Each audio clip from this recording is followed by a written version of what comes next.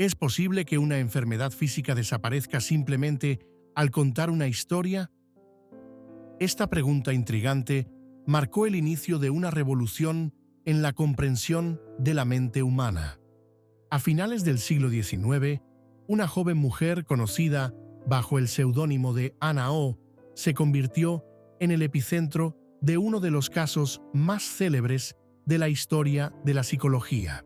Su historia, registrada y publicada por Joseph Breuer en 1895 en el libro Estudios sobre la histeria, que escribió en colaboración con Sigmund Freud, marcó un antes y un después en el nacimiento del psicoanálisis. ¿Quién fue Anna O? Anna O no era su nombre real.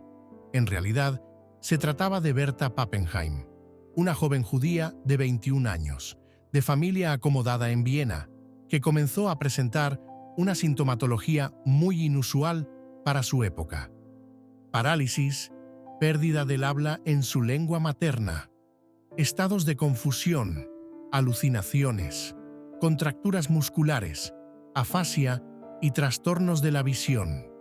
Estos síntomas aparecieron en 1880 mientras cuidaba a su padre gravemente enfermo, y su cuadro fue diagnosticado como histeria, un término muy utilizado entonces, aunque poco comprendido. El tratamiento y la cura por la palabra. El médico que la trató no fue inicialmente Freud, sino Joseph Breuer, un amigo y mentor de Freud. Fue Breuer quien atendió a Anna con métodos poco convencionales para la medicina del momento. En lugar de utilizar tratamientos físicos, se centró en escucharla. Notó que cuando la paciente relataba recuerdos cargados de emoción, los síntomas desaparecían. Así nació lo que ella misma llamó Talking Cure, la cura por la palabra, también conocida más adelante como catarsis. Anna decía: hablar es liberar. Y Breuer observó que tras expresar una emoción reprimida relacionada con un evento traumático, la sintomatología remitía o desaparecía completamente. El caso fue tan impactante que Freud lo consideró fundamental para fundar la teoría psicoanalítica. De hecho, Freud escribiría más adelante: la histeria es el resultado de recuerdos reprimidos, de afectos no descargados. ¿Qué síntomas tenía Anna? Los síntomas de Anna eran tan variados como desconcertantes.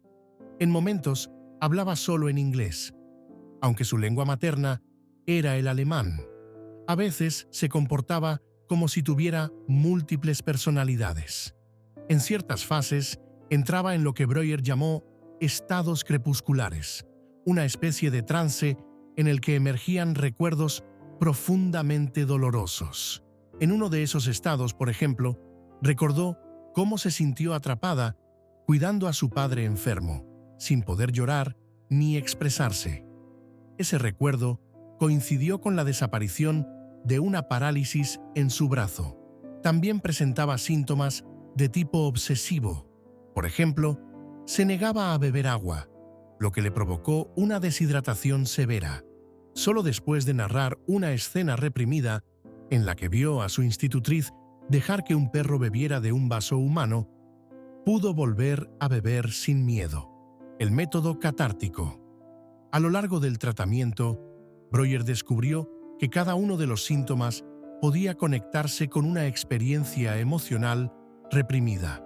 Así nació lo que él y Freud llamaron el método catártico, que consistía en traer a la conciencia recuerdos olvidados, normalmente bajo hipnosis, para liberar la carga emocional que los acompañaba. Freud describió esta dinámica como recordar, repetir y elaborar. Freud quedó fascinado por el caso y, aunque él no atendió directamente a Anna, su análisis posterior del caso, en Estudios sobre la histeria, 1895, marcó el inicio de su camino hacia el descubrimiento del inconsciente, el mecanismo de represión y la estructura conflictiva de la psique. Un final ambiguo, pero el final del caso no fue tan exitoso como se presenta a veces. Ana no quedó completamente curada. De hecho, tras la interrupción del tratamiento con Breuer, su estado empeoró temporalmente y fue internada en varias clínicas. Sin embargo, más tarde logró rehacer su vida, se convirtió en una activa defensora de los derechos de las mujeres y fundó instituciones sociales en Alemania. Nunca habló públicamente de su tratamiento. Freud mismo escribió que el caso de Ana O no había sido un éxito terapéutico, pero sí un hallazgo teórico decisivo. Así lo dijo: Ana O fue el germen de todas las ideas futuras que derivaron en el psicoanálisis. Aportaciones clave de este caso.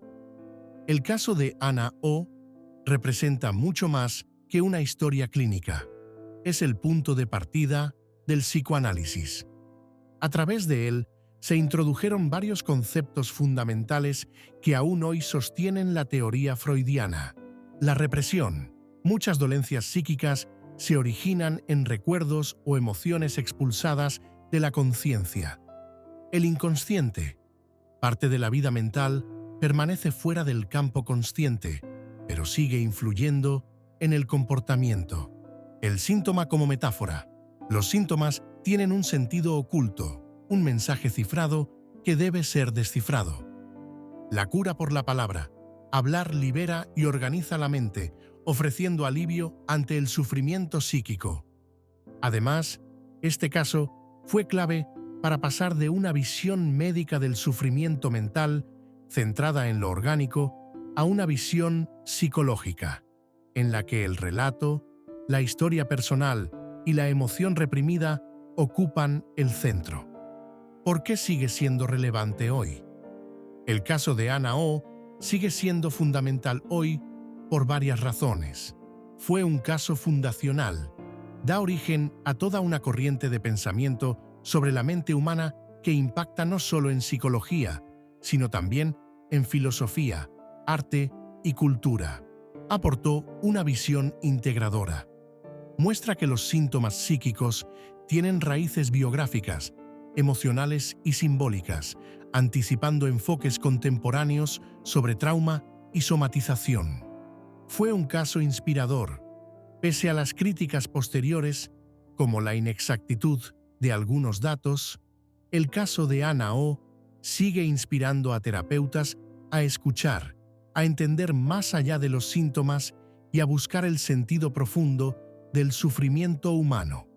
En tiempos donde la salud mental está cada vez más presente en la agenda social, recordar este caso nos obliga a preguntarnos: ¿hasta qué punto nuestras palabras pueden sanarnos?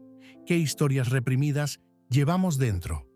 Si este video te ha resultado interesante, suscríbete al canal y déjame en los comentarios de qué otros temas del psicoanálisis te gustaría que hablemos. Hasta la próxima.